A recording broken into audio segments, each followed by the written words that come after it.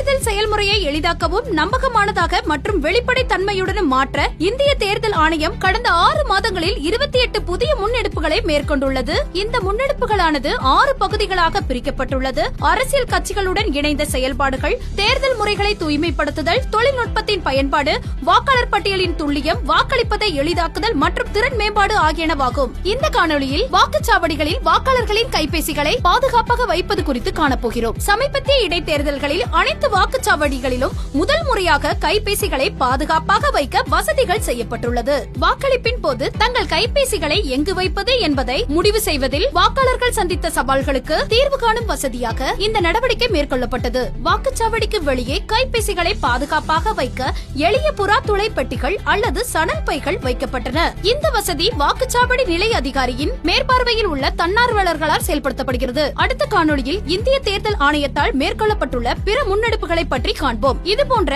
இந்திய தேர்தல் ஆணையம் தொடர்பான மேலும் புதிய தகவல்களுக்கு எங்களது அனைத்து சமூக ஊடக தளங்களை பின்தொடரவும் மற்றும் சப்ஸ்கிரைப் செய்யவும்.